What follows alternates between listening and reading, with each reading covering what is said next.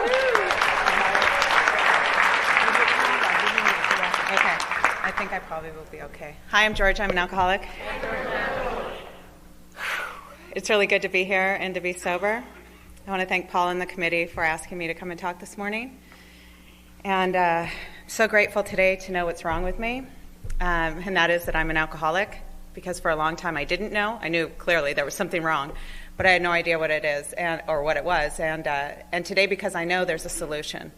And it actually doesn't even matter what's going on, what the problem is, the solution's always the same. And so sometimes even when I'm not able to articulate what's going on, I just get into the solution, and the solution is the things that we learn here. You know, reading the book, talking to our sponsor, going to meetings, working with others, praying, all of those things that we do. And as long as I'm doing those things, everything else falls into place. I want to thank my friend Gary for coming with me this weekend. We've had a really great time. Thank you to the committee for a great weekend. It's been a lot of fun, and it's great to see the magnificent Pat Y. I would not be sober if it were not for her. And her and her husband brought me to my first meeting in 1993, and she was my first sponsor. But I'll get to that a little bit later. I always want to know the statistics of a speaker, so I'll give you those. I don't remember when I had my first drink, but I was arrested for drinking in public when I was 11 and drank on a daily basis until I came here when I was 24. And I've been here 17 years, which makes me 42. I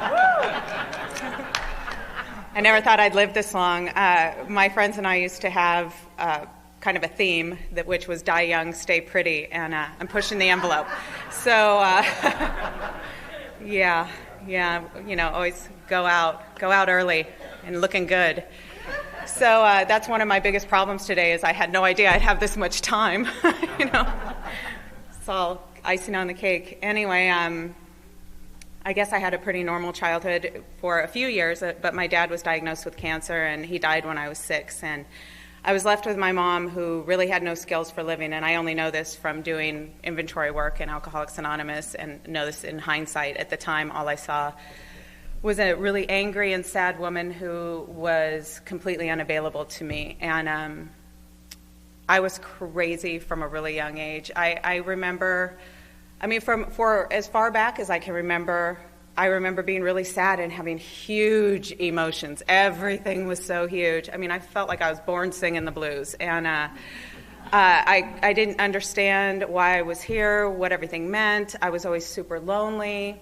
And the first thing that I found was music and the lyrics of the music. And I could relate to that. And so that was a really big part of my growing up. And I started stealing my mom's car when I was 10 and cruising it around the neighborhood. She had a Buick Wildcat. Cruise that thing around the neighborhood. And my mom was a smoker, so I became a smoker.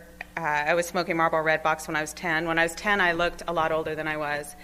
I had a 16-year-old boyfriend, which just creeps me out when I think about it now. I look at my friends and with their kids, and I think, how could that be? It's just so sad. And, you know, I said I don't remember my first drink, but recently for Father's Day on Facebook, I posted some pictures that I have of my dad and I, and there's a picture with a date on it. I'm 11 months old, and he's got a big glass of beer like this, like tipping it into my mouth. And then there's one with me with both hands on it, and I thought, oh, maybe that was my first drink. I don't know, but I don't remember a time when alcohol wasn't a part of my life. And I always hung out with the older kids in the neighborhood, and people wonder, you know, at that age, how could you possibly get alcohol? Well, my mom believed that I was going to do whatever I was going to do, so I may as well do it at home. And so oftentimes my mom would buy me booze, and she might come home from the store with a couple of cases of Meisterbrow. If you haven't had Meisterbrow, it's not good, but you get a lot for a little bit of money. So she'd bring home some Meisterbrow, and I remember one night she came home with a bottle of tequila and 2 shot glasses, and she said, "This is for you and Ellen when you watch The Facts of Life on Thursday night."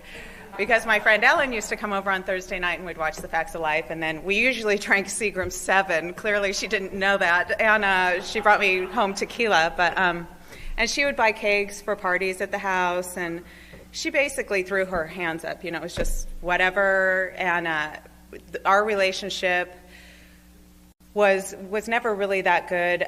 She had to work 3 jobs to support us, so she wasn't available to me is what I saw, although she was working her butt off. She worked 2 jobs every weekday, and then on the weekend she'd clean a church. And so when she was at home, she was in her reclining chair in front of the TV smoking her more menthols, and I got a lot of, "Not now, Georgie."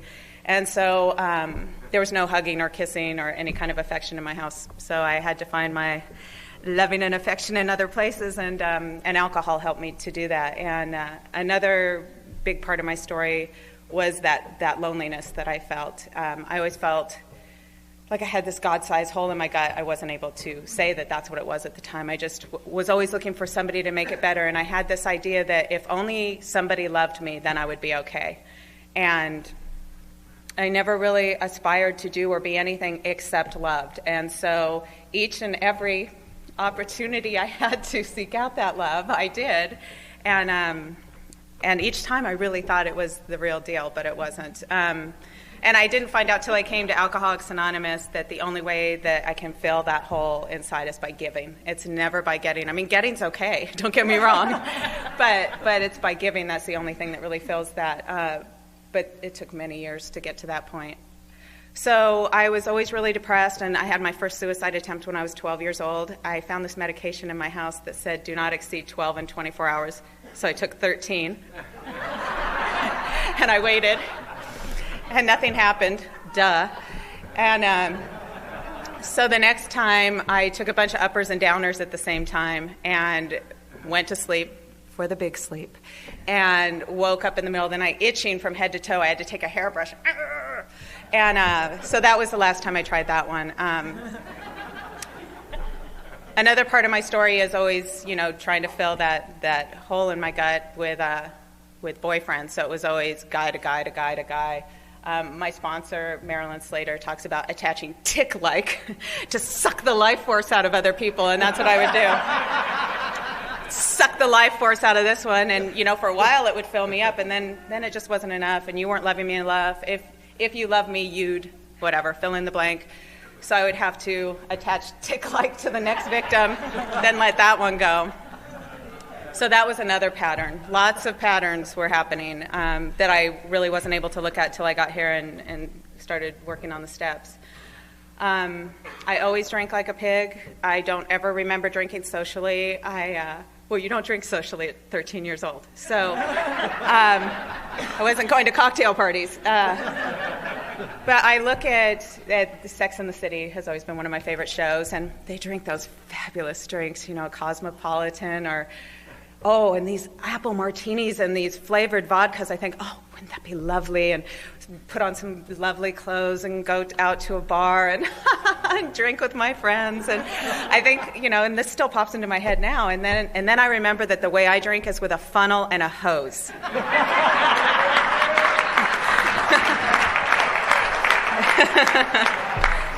And if you haven't done that, it's called beer bonging. And you take a funnel and you actually attach a hose, usually a shorter hose, and you hold the end of the hose and you fill the funnel. And my max was 5 beers. And so you put all the booze in there, then you let go of the hose and it goes down, boom, in one shot. Oh, it's so good. So luckily, these experiences remind me today of what it's really like. So I don't fantasize about that so much. And, I identify as an alcoholic, but I believe my alcoholism gets me wherever I'm weak, and it's always looking for a way out. And that counts in sobriety, too. It can be food, sex, money, drugs, whatever. Any way it can escape, it's looking for a way. So today in sobriety, I'm always having to try and work a really good program so there's no breach in security. But so for me, I lost the ability to say no to anything else. And as my friend Doug R. says, had I known I'd be speaking in a meeting of Alcoholics Anonymous, I would have said no to that joint. But I had no idea that was going to be the case. So I was the type of gal that you give me something and I take it and then I go, what was that? I don't care. I just want to check out. And part of the self-hatred that I was feeling, I started starving when I was 13. I was bulimic by the time I was 17, and I didn't get any recovery for that until I I started working a program of Alcoholics Anonymous. But I came to you a train wreck, to be sure. I was pregnant by the time I was 13. And I ended up terminating that pregnancy, and I drank and used over that for a really long time. My boyfriend and my mom really wanted me to do it. I didn't want to do it. I don't know what I wanted to do.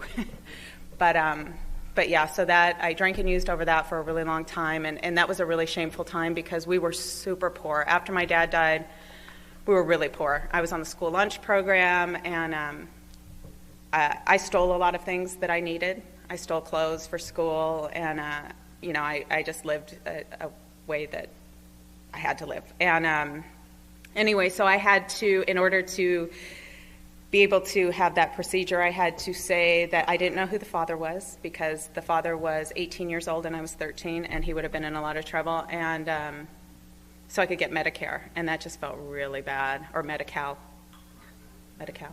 Anyway, so that was just a really dark time, and luckily I consumed mass amounts of alcohol and drugs to get through that, and I believe that drugs and alcohol kept me alive long enough to get here. I could have qualified for this program many times before I got here. 13 years old, I was chasing Mike Perry across the quad at school because he was so cute, and I was very drunk, and I wasn't shy anymore, so I was chasing him because I thought he might like that.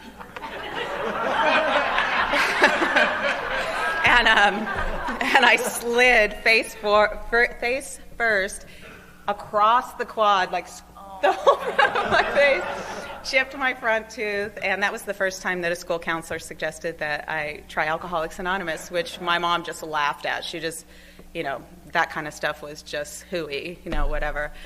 So anyway, the pattern of my drinking and using in those years was I would start doing a drug, whatever was available. For a while there were these two creepy guys who lived down the street from us. My friend Adrian and I were 13, and Bob and Larry had bottles of Black Beauties, which are speed. So we were snorting them, smoking them, whatever you could do with them, because we had so much of it. And we'd hang out with Bob and Larry, who were really old. They were like in their 30s.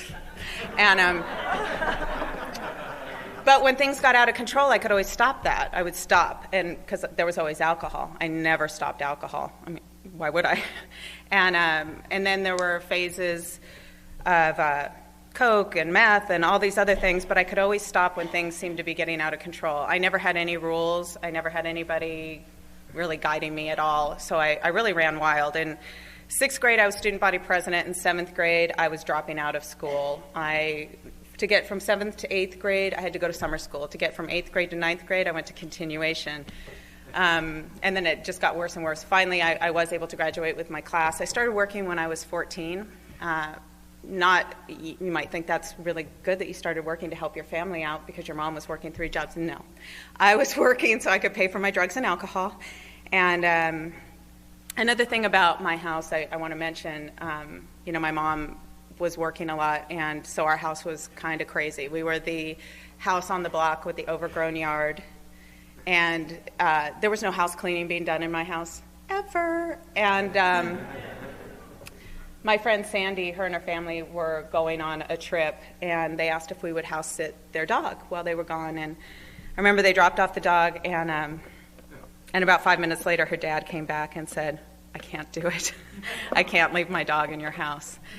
And I was so, just ashamed of that, but I just got drunk, That seemed to make everything better. And I used to have a lot of parties in my room.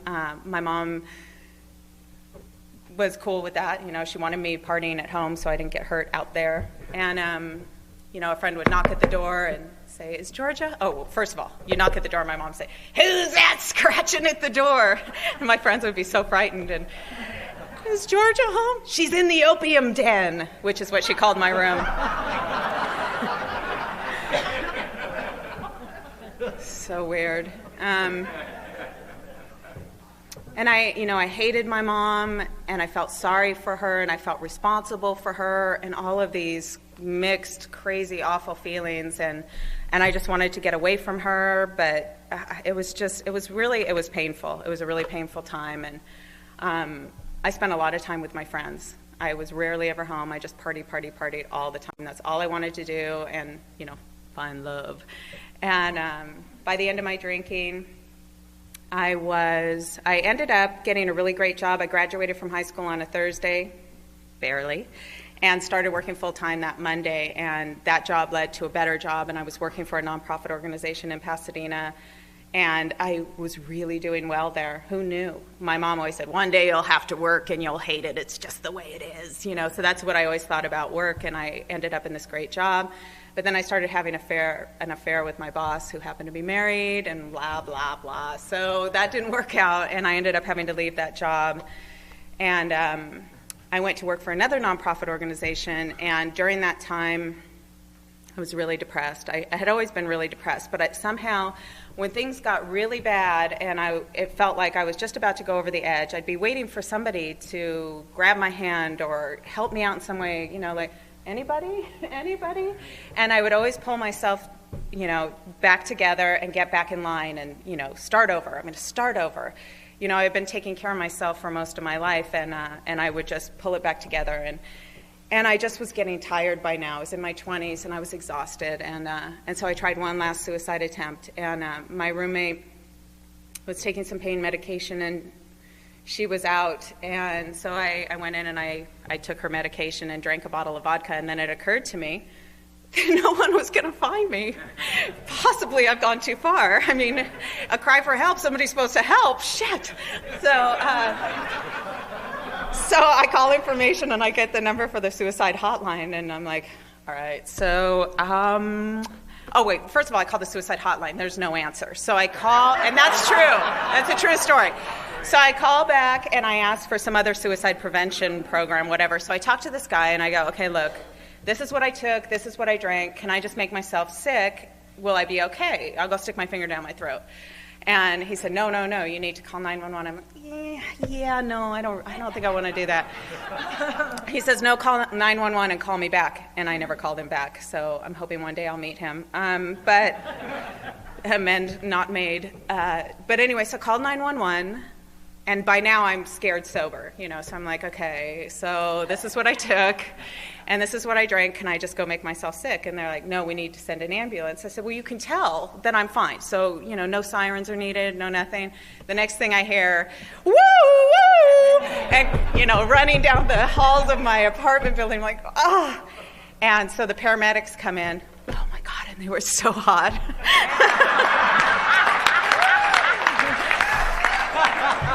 I'm like, and this is so funny too, because I spent so much time hating myself and trying to look a way that you would love me, constantly feathering my hair and washing my hair because I smoked and I didn't want to smell like smoke, so I showered a couple times a day, had perfectly coiffed hair, and I had that weird house, so I always made sure that my person looked, I was always really clean and pressed,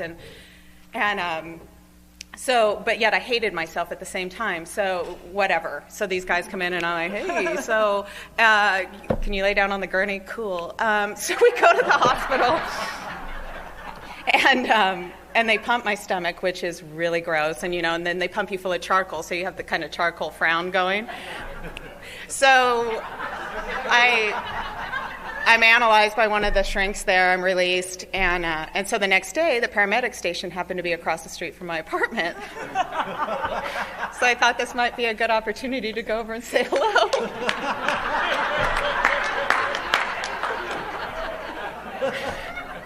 So embarrassing, seriously. So I go over, I'm like, hey, what's up?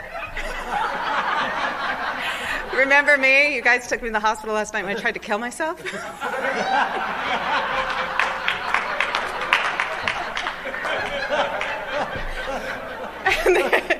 They were very kind as they sent me away, Oh my God.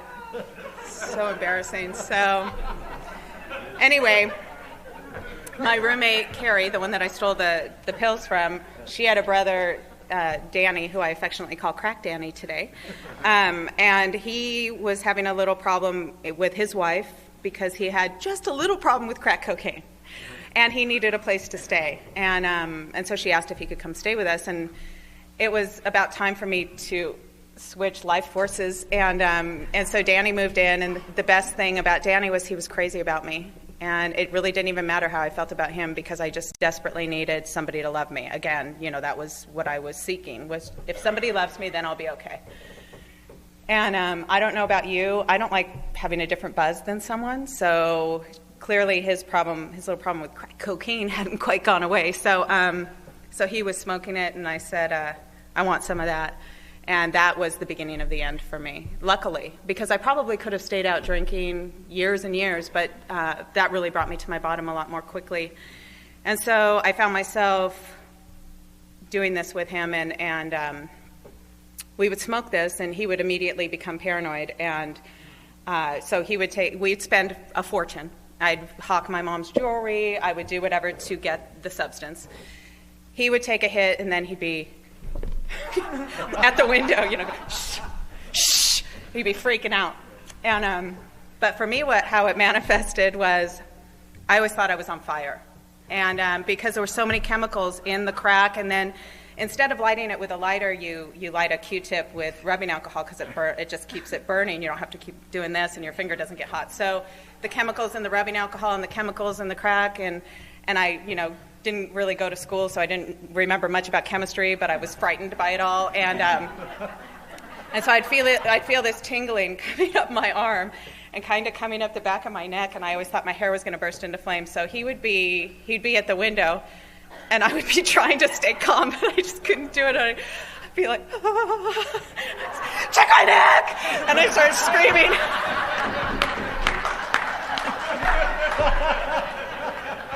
And he would be so mad. He'd be so mad at me. And so what I decided to do was I thought, well, I'll start wetting my hair. So in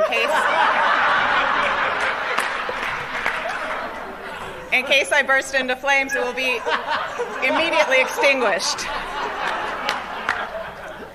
So I start wetting my hair, and now I'm wetting it, and I'm pulling it back. I am a freak. And so we get the stuff. He takes a hit. He's at the window, shh, and I'm like, ah! And the same thing's happening, but now it's worse because I remember something about chemicals and water not going together. Is it electrical fires you don't put out with water? And so now I'm thinking it's even worse. So, it comes back to, shh, and check my neck, and he's pissed.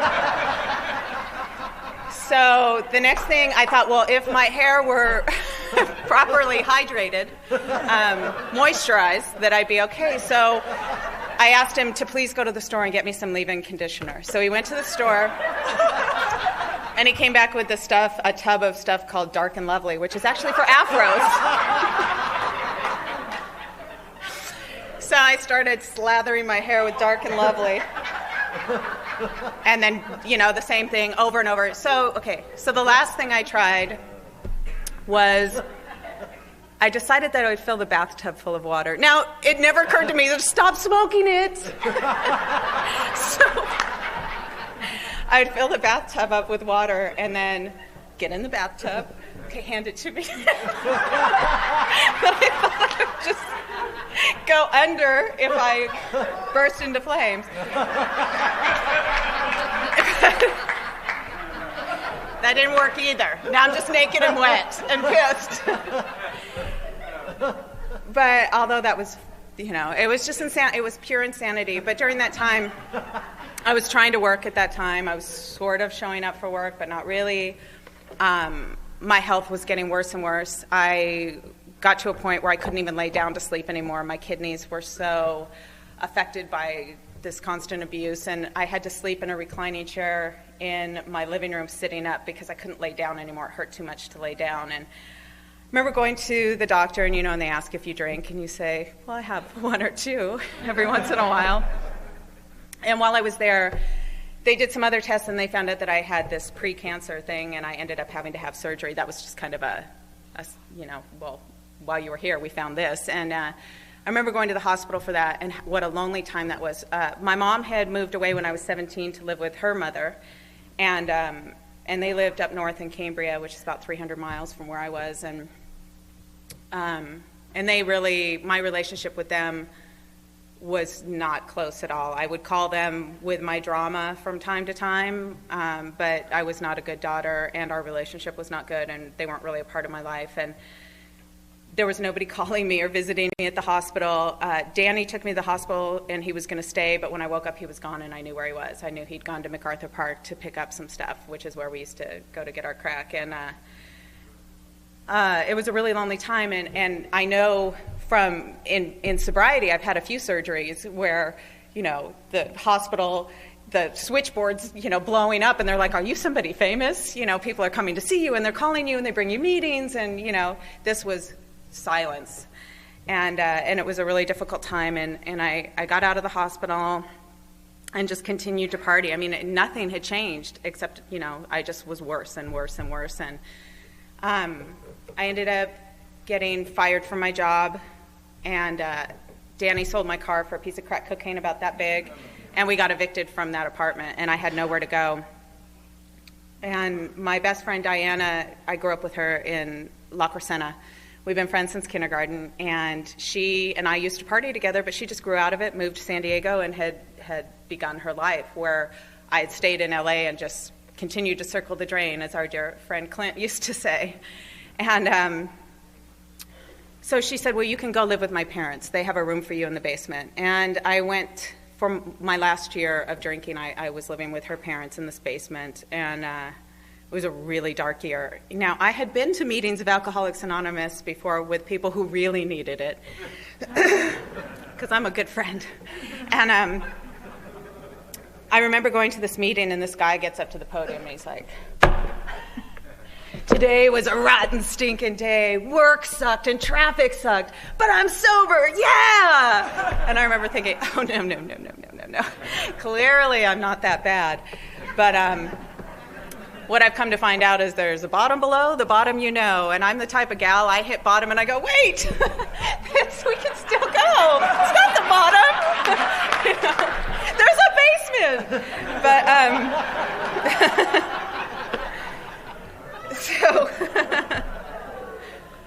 So I tried white knuckling it for a while, which was really painful. And Diana was living in San Diego, and she worked with a guy who used to be a member of the Pacific Group named Jeff Monahan. And he had a glass on his desk with an 8 on it, or a coffee cup, and she asked him one day what it meant, and he said, well, I've been sober 8 years. And so she started telling him about her loser friend and what was going on with me. And at that time, I had white knuckled it, I don't know, not very long, and I had just poured my first guilt-free drink in I don't even know how long. It was wine out of the box, thank you very much. And the phone rang, and it was this guy, Jeff. And he called and he said, I understand you have a problem with alcohol. And for whatever reason, I said, yeah, I do. I was done. And I was desperate, completely desperate. And I didn't know it at the time. But he said, I want to give you the number of a woman in Alcoholics Anonymous to call. And that was Pat Y. And it just blows me away that a stranger called me, gave me the number of another stranger who took me to a meeting full of strangers, and I haven't picked up a drink in over 17 years.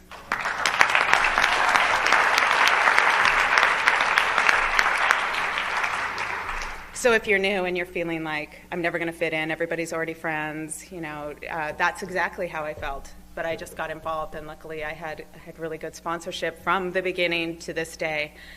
I went to that meeting, and I felt hope for the first time in a really long time. I went to meet Pat and Vince Yo, who I thought were going to be this lovely Korean couple. And and I got there, and there was Pat and Vince, like, hey, and there was so much fun, and they were so funny. I was like, oh, maybe this thing isn't so bad. They're funny. I never thought that I could be happy and sober at the same time, and that's what I saw at the meeting. I saw it was like this group.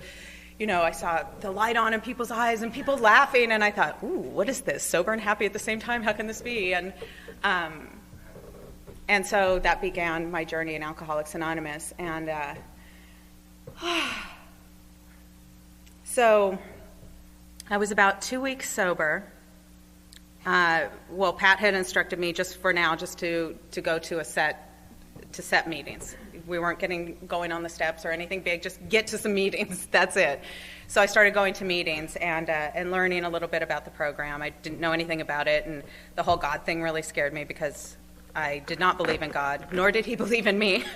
And so started just slowly, doing what I was asked to do, a day at a time, and I was about 2 weeks sober, and a family friend came forward and told me a whole bunch of family secrets. Now, right before I got sober, I went around and asked neighbors and people, do you know what happened to me?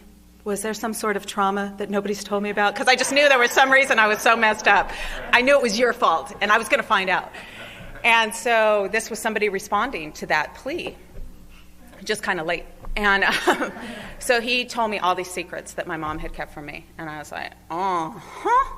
And I wrote, but the difference was I wrote them all down, and instead of taking them to my mom, which was my style to confront, I enjoyed that very much, I took them to Pat.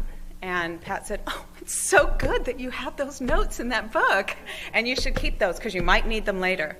But for right now, I want you to work on being a good daughter and granddaughter. And I was like, what? I had no idea what that means. I have no examples of that in my life. How? So we came up with a formula, which was, because I need very specific direction, I would call once a week, I'd write once a week, and I'd visit as often as I could.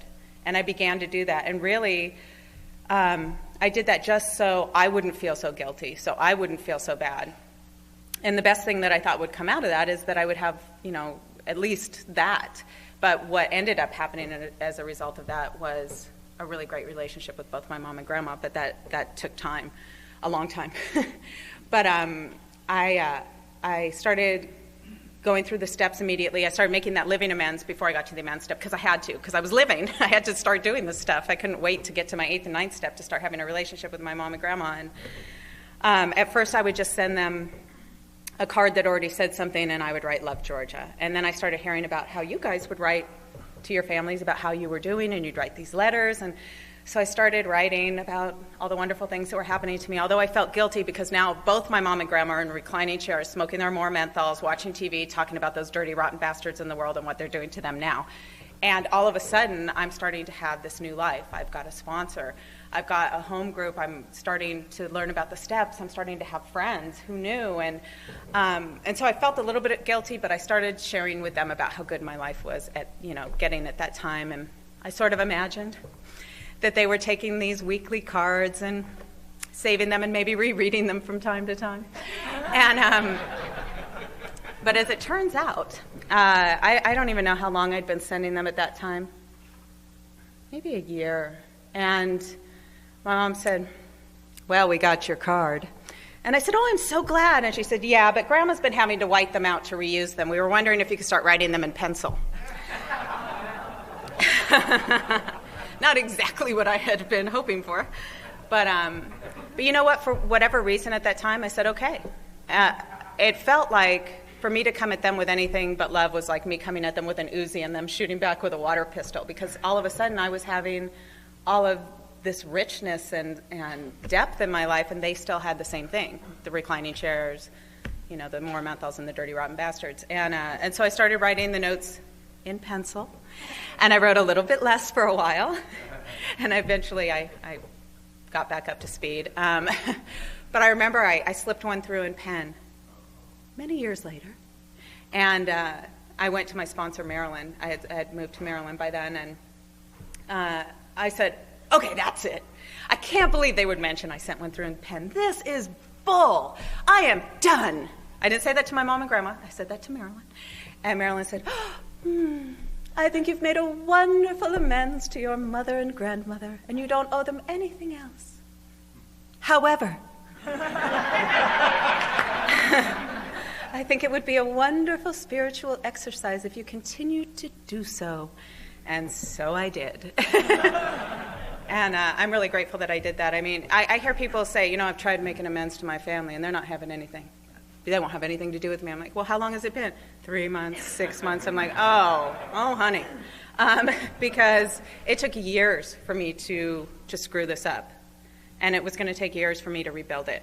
And there's so much to be said about consistency. I mean, just that in and of itself started building trust and comfort in our relationship.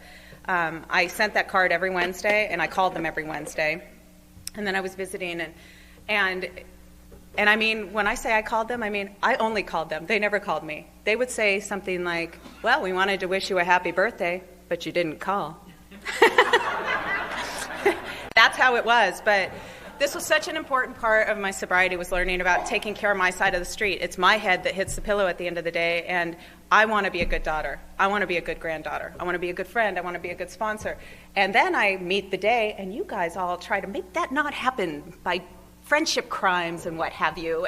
And, but, you know, I just have to keep my side of the street clean. That's it. And so I started doing that, and I think I was a little over a year sober, and my mom sent me a Mother's Day present with a card that said, my sweet girl, you bring joy to my life. Thank you for giving me a Mother's Day. And I couldn't imagine my mom feeling joy or me having anything to do with it.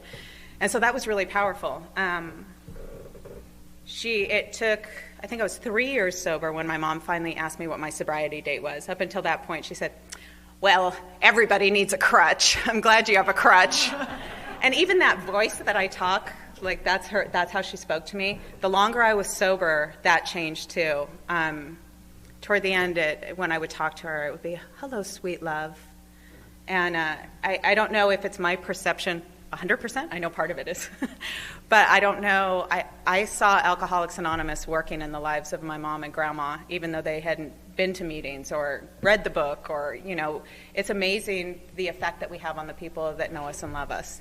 It's really powerful. So anyway, so I'm doing that. I'm working with, so back to my first year, I'm working with a woman by the name of Tracy Jones.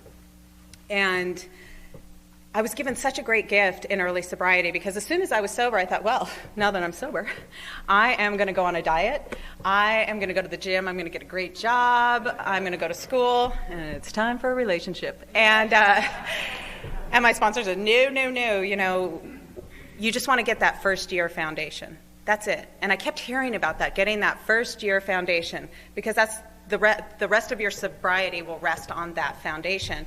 And I've come to find that to be true. You know, I've fallen on that foundation a lot of times over the years, and I'm so grateful that I did get that foundation. And, you know, everything you want to put into going into school, put that into getting your steps done. Everything you want to put into a relationship, all of that energy and love, put that into AA and service, and just get your first year.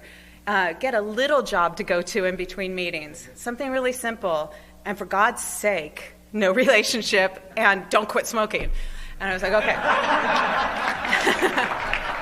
But I think there's this urgency when you get sober. You've wasted so much time, and so you're like, I got to get going. But it was good to take that year and get that foundation, and I'm so grateful for that. And, you know, I started going through the steps, which clearly, for me, I knew step one. You know, I knew that I was an alcoholic and my life was unmanageable, but the God stuff was really tough for me, and as it is for most of us. And so my sponsor said, well, do you believe that I believe? And I said, I do. And she said, then I want you to pray to my God. So I would do something like, hi, God, I really don't think you're there, but my sponsor says I have to ask you to help keep me sober today. Thanks. Then at the end of the day, I say, I don't really think you're there, but I'm supposed to thank you for keeping me sober today. Thanks. And I would do that. And I'm not, and then the other thing she started having me do was keeping a book of God shots, which I called coincidences.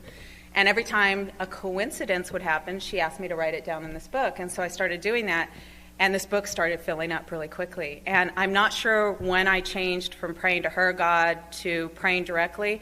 I really don't know. It's very much like everything else. I only know when I'm talking to you and I say, I used to feel that way. And I go, whoa, I used to feel that way. When did I stop feeling that way? And it's always in sharing with you that I see where I am. And so that did begin to change, and I did that inventory, and I remember I was so happy to be sober. I've been told by people in the group that I was actually quite annoying for a long time, because I was so happy to be sober. I mean, you add just a little bit of structure into my life. I mean, we never even sat down to eat dinner together. I had no structure. So you add the structure of work, meeting, you know, I was starting to have this structure, which I always thought was the man trying to keep you down. And, but what I've come to find out is that structure actually, I'm much more creative. I have so much more freedom when I have structure. It's like everything else in this program. It's so contrary. So the more structure I had, all of these wonderful things started happening so simply. And so I was really really happy. So we got to the inventory, and my sponsor said, I want you to write down all of your resentment, which I thought was a very strong word. And I said, I don't really have any. And, and she said, well, I want you to write down everyone you've ever been angry at. And I went, because I'd been mad at a lot of people for a long time, like you said last night. I knew. I'd been doing the list every night. That was easy to get it out. So I ended up writing about a 100-page inventory when I had nothing. And so I read that to her, and I didn't realize how much weight those secrets were carrying until I shared them with someone else. And I was like, whoa, who knew? And then again with the character defects, trying to identify my character defects, I'm like, well, I'm a perfectionist, because I thought that sounded really good. I actually thought that was an asset. And so she was able to point some out to me, and then later getting into relationships is also very helpful in identifying your character defects. It's like walking around with a mirror. And you have that one too. So, and then I, went through the amends steps, and, I'd already been making the living amends to my mom and grandma, and then I had a warrant that I had to show up to, and I remember I had a speaking date on a panel, and then I also had to show up for this warrant. And so Marilyn said, well, I think you should keep the speaking date and then go in and show up for the warrant, and you may want to take a toothbrush.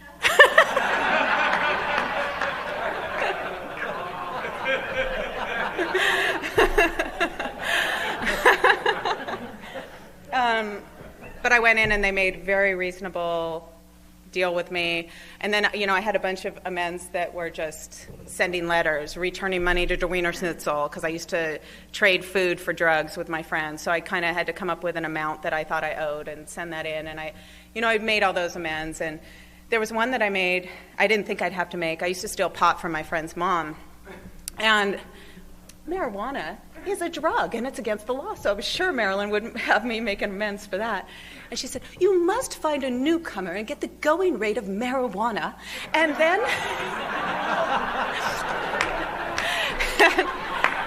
and give this woman this money. And I was like, oh my God, no.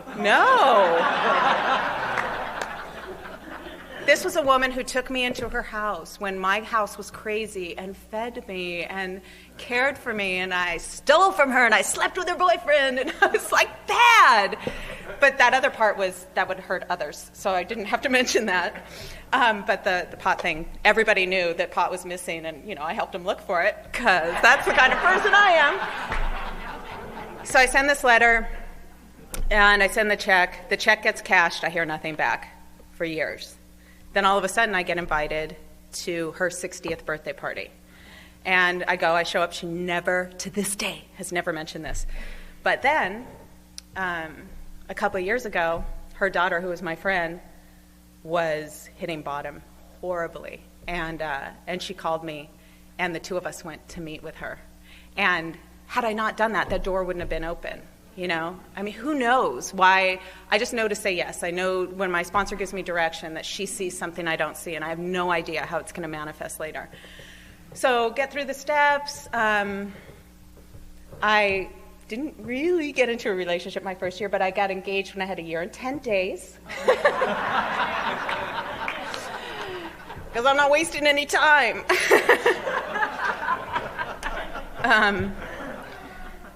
So we got married, and then we got divorced, and we did that in the group in front of God and everyone with our sponsors.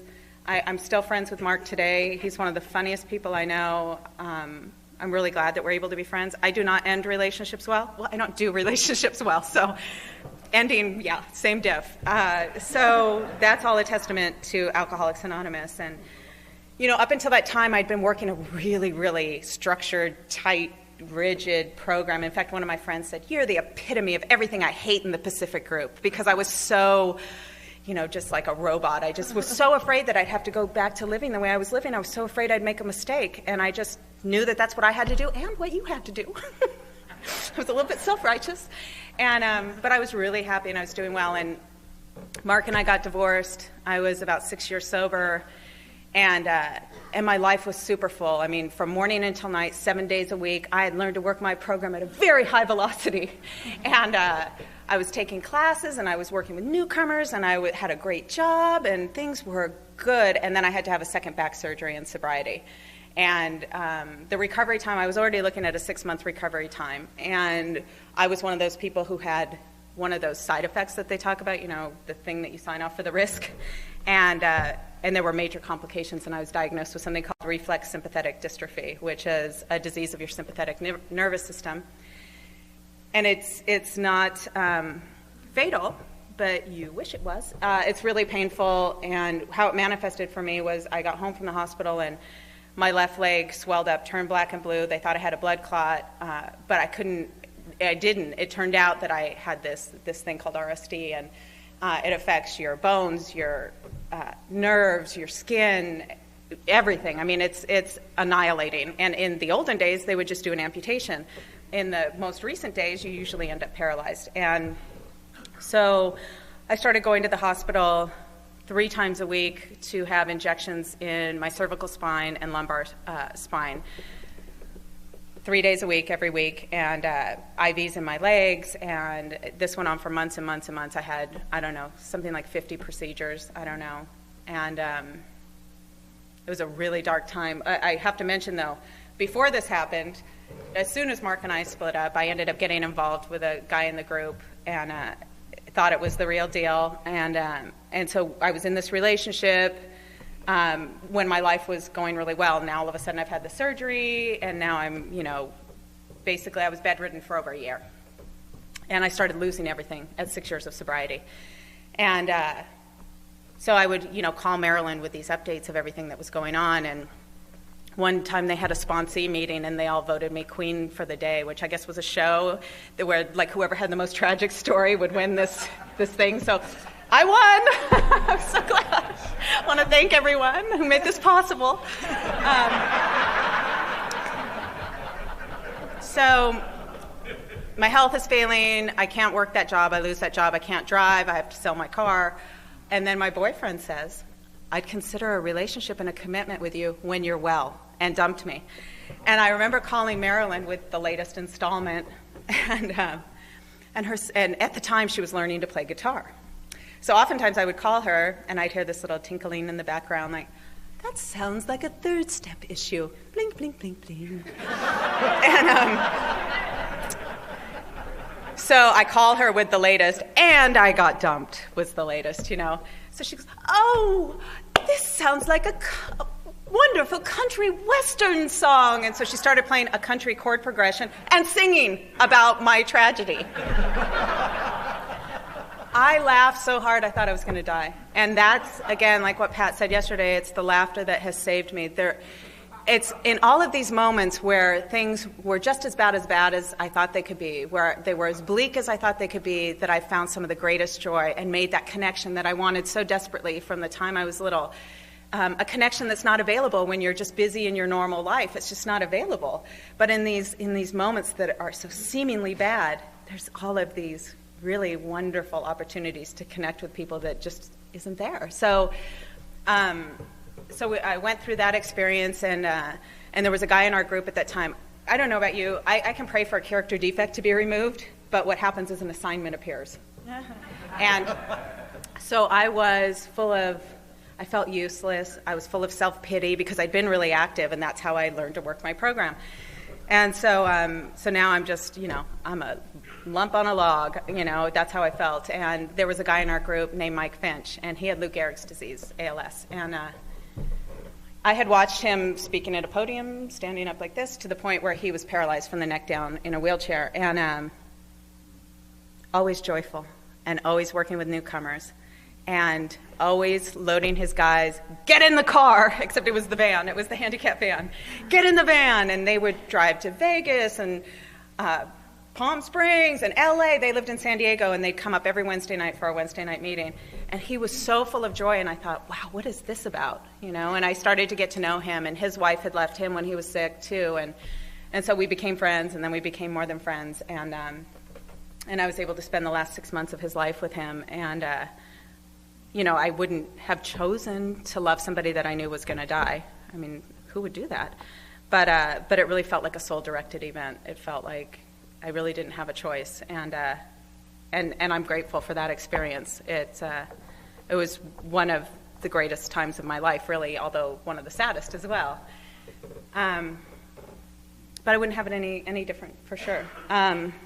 So I'm with Mike, and so many things in Alcoholics Anonymous, so many things have been resolved that I just never thought there'd be any resolution for. I really thought it was about not drinking when I first got here. And there was this experience when I was 6 years old. My dad had stomach cancer, and they were trying all these guinea pig operations at the end. So one of them, they had left this big hole in his stomach, and he would lay in this reclining chair, and some of the stomach acid would bubble out. I mean, it was really graphic and disgusting and sad.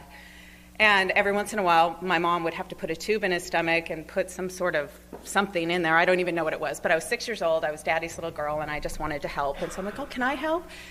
So I remember grabbing onto that tube and getting freaked out, and I let go, and it sprayed everywhere. And it was like one of those memories. I'd be walking down the street, just pop into my head. I had no control over it.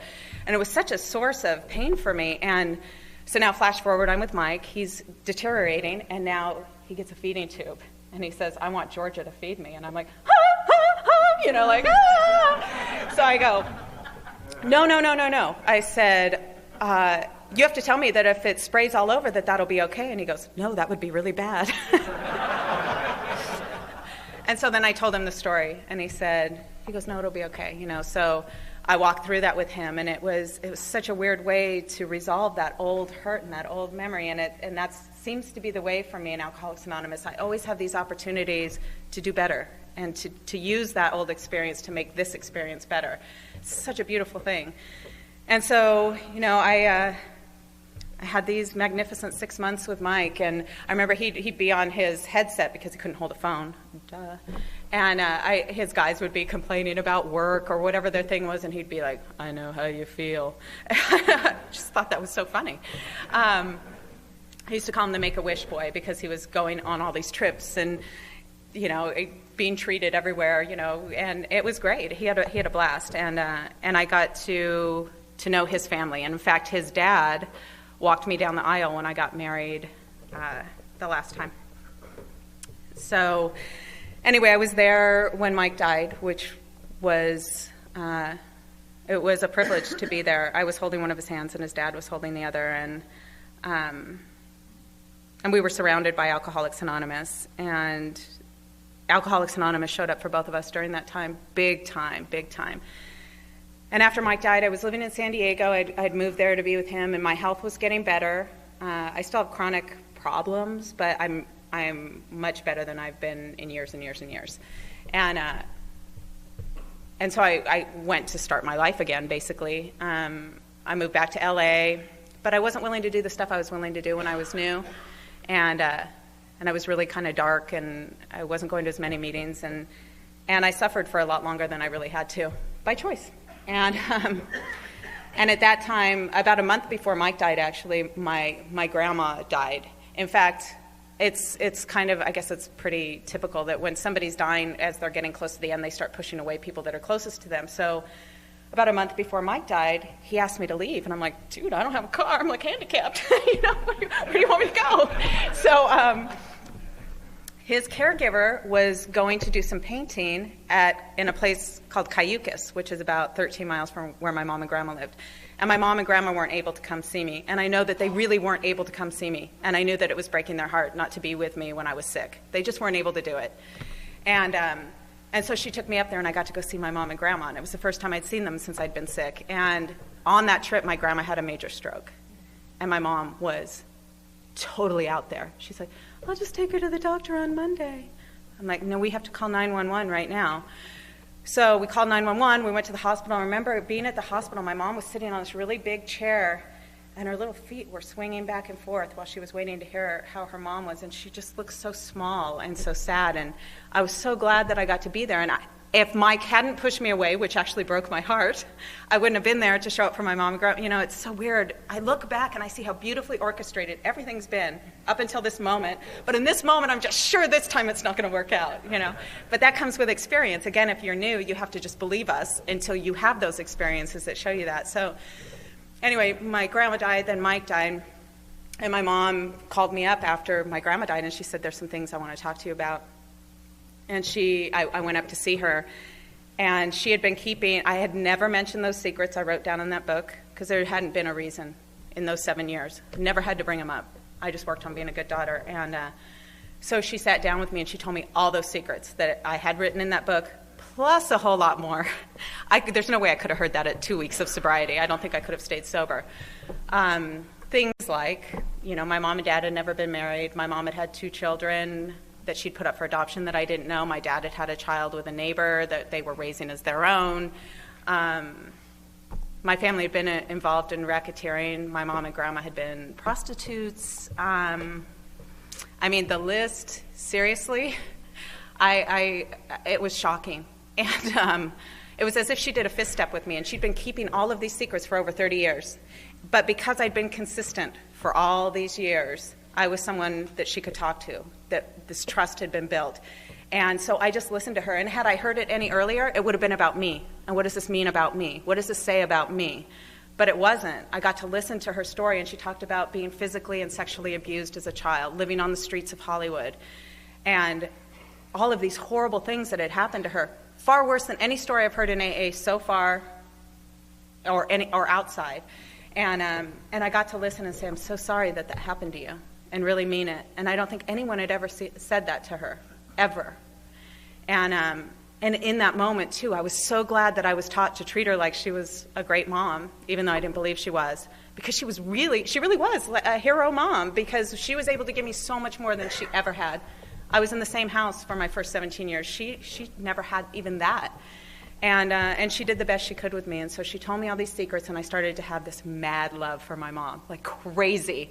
And those last couple of years with her were great. I mean, I'm so glad that I stopped going to her for my mommy stuff. I was going to my sponsor, I was going to the other people in AA, and I was getting my mommy stuff there. So when I got to go to her, I got to bring something. And I got to know Betty Boop. And she got really sick a couple years before she died. She actually got really sick, went through a series of 3 surgeries, and I was able to be there for her during that time. And then in 2004, she got sick again, and she had had lung cancer, and they had taken a portion of her lung, but now the cancer had returned, and it was in her bones. And she called me to tell me that. And I had just gotten back from my honeymoon. I was just starting a new life, and that following Monday, I started going up to take her to chemo and radiation. She didn't have any friends. We didn't have any family. It was just the 2 of us, so it was just me. So I was going up there during the week, and I was taking her all these treatments, and then coming home on the weekend trying to get to know my new husband, and I was secretary of a meeting, so trying to do that, and then going back up. And finally, I just moved up there, and I spent the last few months of her life with her. And it was great because there were things that happened with Mike that I regretted. And, you know, our book says we won't regret the past or wish to shut the door on it, but I did regret this stuff. But it seems to me like things kind of stay in this regret spot until I use it to help someone else or use it in another experience. So now there was this opportunity, so I got to do things a little bit differently with my mom. And very much the same way, I have some things I regret about the things that went down there, which I'm sure I'll be able to use in the next instance or when I share with someone else. But I was able to be there for the rest of her life. And there's one story that totally describes my mom. I'm so glad I got to know her. She was one of the funniest people, I swear to God, that I've ever met, and so smart. But she's 75 years old. She's got the bone cancer. Now it's gone to her brain. We're at the hospital for yet another whatever. And the x-ray technician comes out, and she looks at him, and she says, okay, let me just say, she's in pain. She looks like shit. And she's old, okay? So she looks at the x-ray technician, and she says, "This won't affect my ability to bear children, will it?"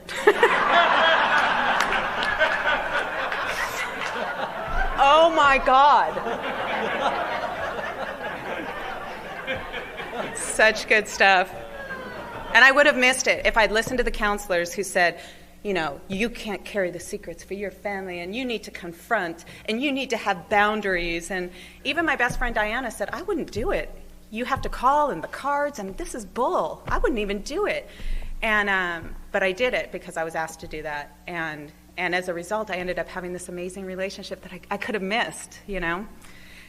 So after my mom died, now I was always sure that I would drink when my mom died. That was always, you know, the the escape clause.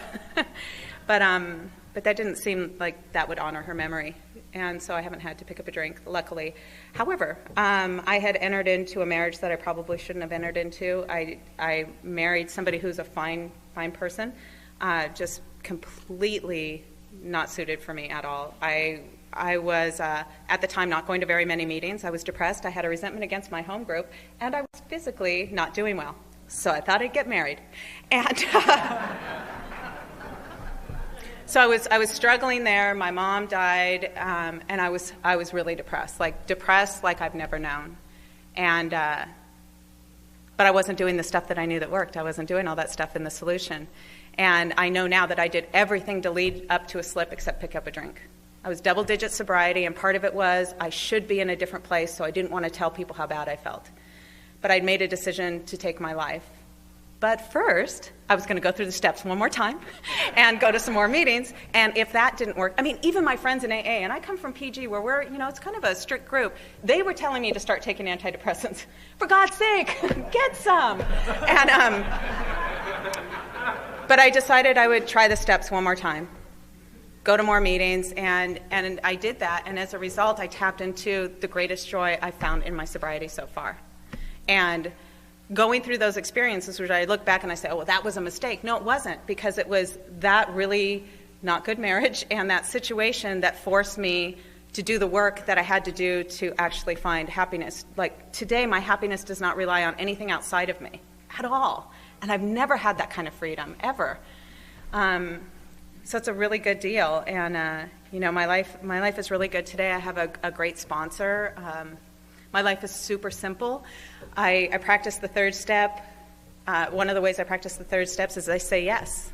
When somebody asks me to do something, I open my calendar. If my calendar's open, I say yes. Whether it's with someone I want to do something with, whether it's something I want to do. And as a result of that, I've had these magnificent adventures that I would have missed, you know. And as a result of doing that, this last year I got basically my dream job, because I said yes to a whole bunch of crap I didn't want to do. So when I was at the interview and they said, have you done this crap? And I went, yeah, I just did that crap. And so it all came into play. So now, who knew?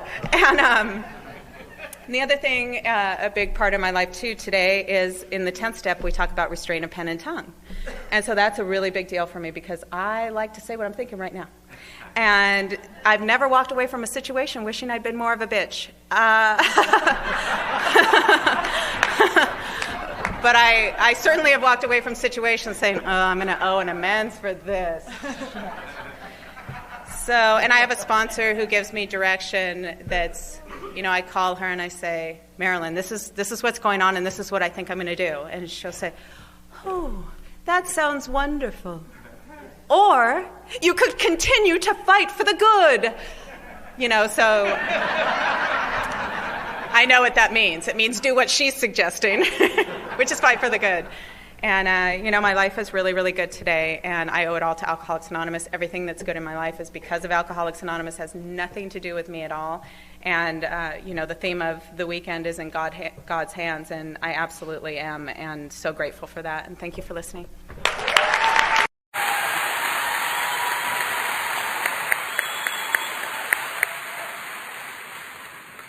Good morning, everybody. I'm Sonia Bjork, and I'm an alcoholic. I'm so glad you all came out to see me this morning. Oh, wow. You know, I heard one of the Blue Angels, the elite flying group, speak in March, and they talked about how after a flight, they always debrief and talk about the little mistakes they made, and they say, glad to be here. And I am glad to be here in that sense that I feel like, you know, I was flying alongside another plane within 36 inches, and it could have gone either way. And I am so grateful to be here with all of the teachers in Alcoholics Anonymous that are here. I absolutely would not be alive, let alone feeling anything like joy without this program. So, by the grace of God and the miracle of Alcoholics Anonymous, I took my last drink on July 4th of 1991, and for that I am incredibly grateful.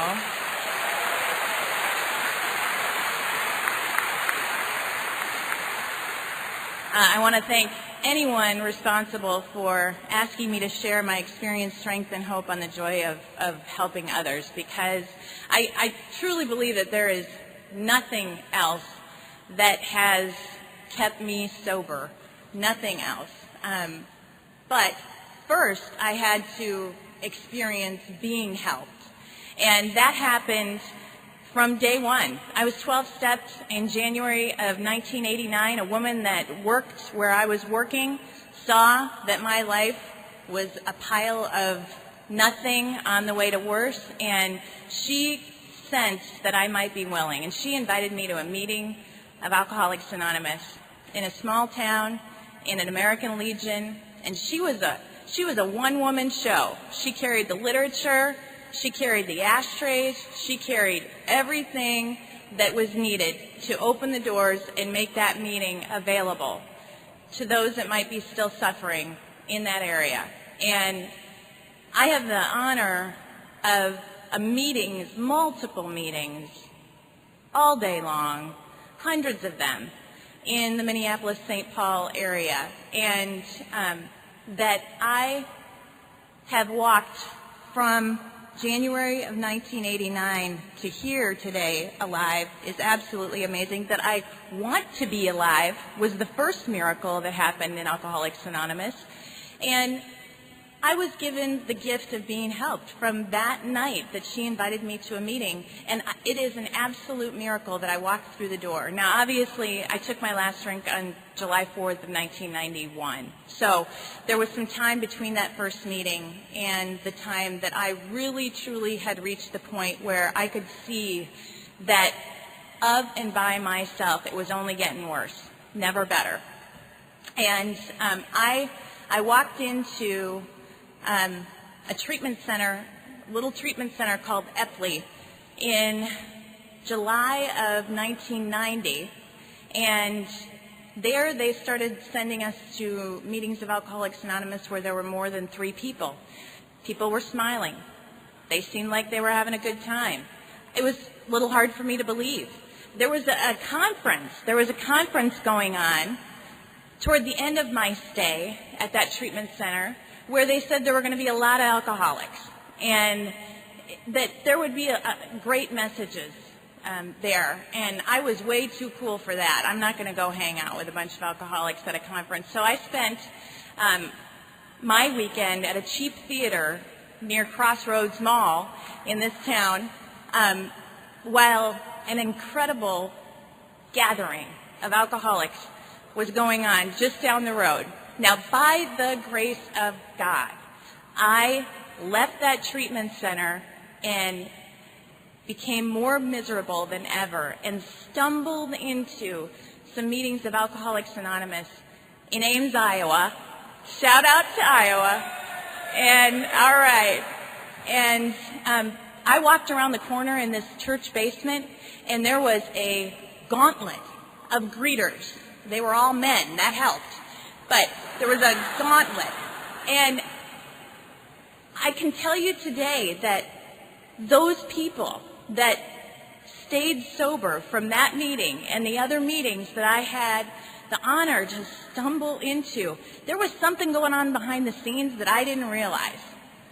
There were greeters there. I can tell you that over time, what I've noticed, the meetings that I've been to around the country, if there's greeters, it's a good sign. It's a good sign. Most important job in Alcoholics Anonymous, because I walked in there, I felt like they wanted me there, and I hadn't felt that. You know, I was an unlovely creature, every area of my life, mentally, emotionally, physically, and spiritually. Things were going downhill, and I could see that it was only getting worse, never better. And they greeted me, and then they shared with me that everybody should have a home group. And in that home group, you probably find a sponsor. And I'll be it until you find them, basically. And they walked me through how to, one moment at a time, not pick up a drink. Not pick up a drink. Go to meetings, 9 meetings a week. I did meetings every day of the week and a couple noon meetings, and my sponsor just pulled me in, and I was along for a ride that I never knew. And it's not over. This is just an event. You're not here to see me anyway.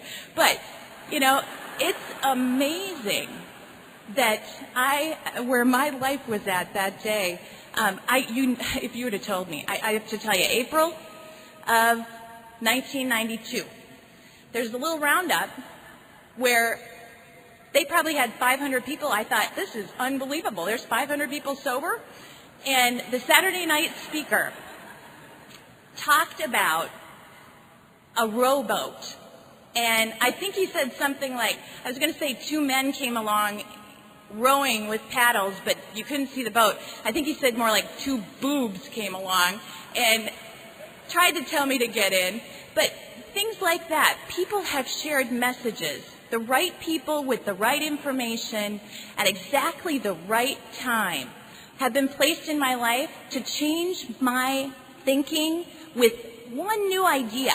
And I could absolutely, from July of 1991 to April of 92, I had gotten in the boat because I was drowning and I finally knew there was no way out. The boat had been by a few times, but I got in the boat finally and I started paddling, and I realized I've got something going on here in my life that is a foundation that seems like it just might work. And I'd been paddling and I didn't even know it because I stumbled into this meeting where people were helping others. I felt my first belly laugh. I guess, when I think about joy, I guess that's the first inkling of joy that I had ever felt. I, like Dick, had been chasing that high. I'd been chasing that, but I felt in my gut a belly laugh that I had never felt anywhere before in my life. I felt in that meeting of Alcoholics Anonymous that night. And from there, the laughter has become more and more frequent. I have pain in my life today. See, I wanted joy, joy, joy. Well, that is a pipe dream. Joy and pain is a reality, So I went to this conference. I heard that speaker. A month later, a woman that was sponsoring me was sponsored by a woman who was sponsored by a woman who was sponsored by a woman that came to a retreat that they dragged me to.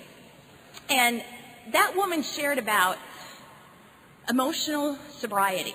And she shared that her emotions had been up and they had been down, but they had never been here until she started working with others in Alcoholics Anonymous. And as a result of that, she was able to contribute to society. And that little glimpse, again, 18 years ago, struck me. And I wasn't working with others yet in the sense of sponsorship, but they had me working with others in the most important sense before I even knew what was going on. I was washing ashtrays, I was the butt can lady, I was doing the things that needed to be done in that meeting and I felt a part of. And of course, there have been distractions along the way where I forgot that human aid will never do it. And I've turned to human aid and things, people, places, degrees, whatever it might be, thinking that would be it. That would be it. This would do it, And once again, I have been shown. That's the most important thing that I can say here is I have been shown. I followed people's footsteps. There are people in this room whose footsteps I have jumped in and just stayed alive because of it. And so 1992, I heard all the messages I needed to hear then, and now I've watched people do them and just kept walking since then. About the summer of 92, I had been sober long enough and leeching off Alcoholics Anonymous in a sense that I was busy with the distraction and decided that, I can't stand this discomfort in my own skin anymore. I need to take a drink. And I did not tell my sponsor about that for a couple weeks. And when I finally did, I get a call from Bellevue, Nebraska, and a voicemail from who was my great grand sponsor at the time, telling me that, honey, you better start acting better than you feel like acting, or you're going to get drunk. Click. And that ticked me off at first, okay, but it again was an interrupter. I really need interrupters. I do have Grand Central Station going on upstairs. The only difference today is I do not have to get on every train, and I need interrupters to remind me of who and what I am, a hopeless alcoholic. My only solution is to grow spiritually. I don't grow spiritually on my own in the closet. I got to move my feet. Pray a little, move a little. Pray a little, move a little. Throughout the day, things go just fine.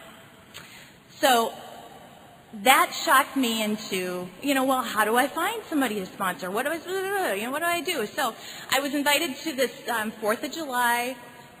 We road tripped over to Bellevue, Nebraska, to somebody's backyard, and was invited to this 4th of July celebration. And a woman that rode with us, I had prayed, help me find a sponsor. I suppose I have to sponsor someone. And she asked me to sponsor her. And by the grace of God, from that day to this, I have been trying to carry the message to other alcoholics and had the honor of walking the journey with women. And I have acted better than I feel like acting, enough that I feel better faster, and my life has, it's like, okay, so you're in a parked car, and you start the car, and you drive 3 feet, turn the wheel a little bit, drive another 3 feet, you're still in the parking lot, right? But you turn the wheel an inch at a time. I don't want to go to the meeting.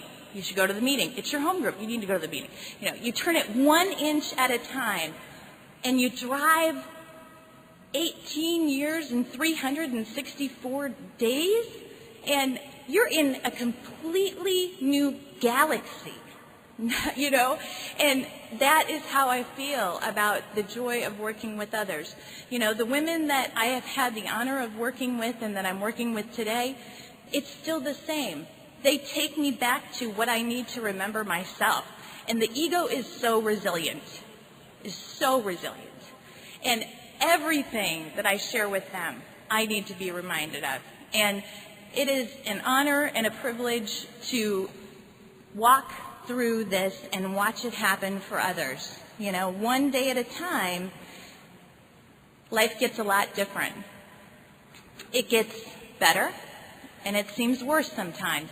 But working with others, the truth is always revealed. The truth always outlives the lie. And the fact is that this program is not personal in a sense that anyone can take it, can do everything it says to do, and it will work. It will work. It's not about me. It's not about anybody. It is a firm foundation, and I am so grateful to have had the morning with you, and I'm really grateful to hear some teachers of mine share a little bit more of their experience, strength, and hope.